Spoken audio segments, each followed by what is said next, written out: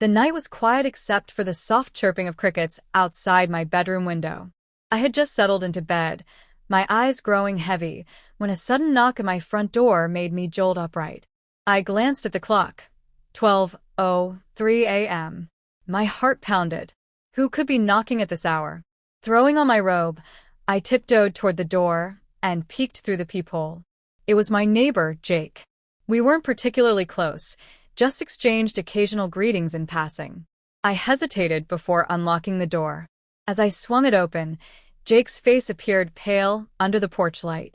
His dark hair was disheveled, and there was an uneasiness in his eyes. "Jake, what's wrong?" I asked, my voice laced with concern.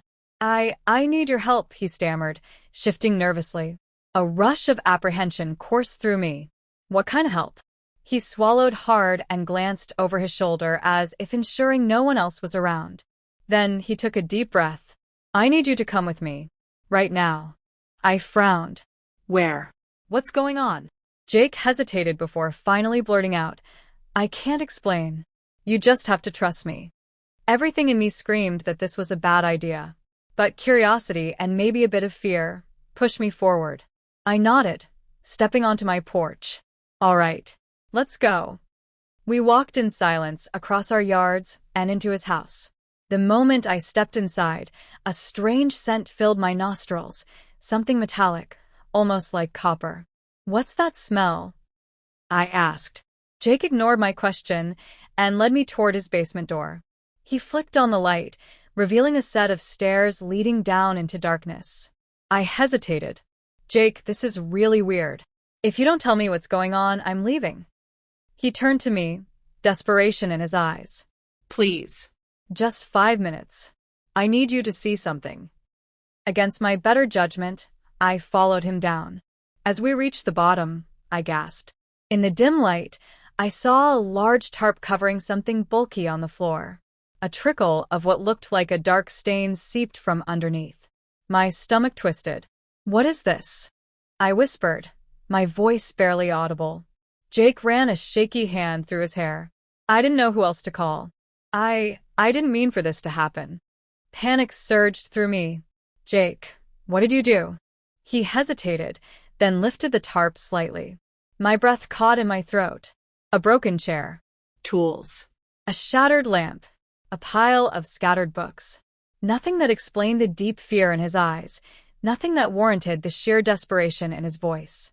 Before I could react, Jake gripped my wrist. "You have to help me.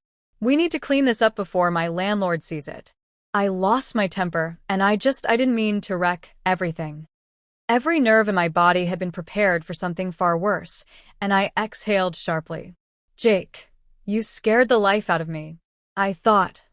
I stopped myself, shaking my head. "Never mind." He looked at me, shame creeping into his features. "I didn't mean to scare you. I just panicked. I've been dealing with a lot, and this was the last straw." I took a deep breath and looked at the mess. "All right. Let's clean this up." Jake's relief was palpable.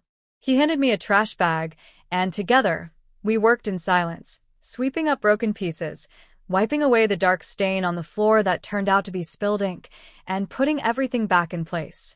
As we finished, he let out a shaky sigh. "Thank you," he said softly. "I don't know what I would have done without you."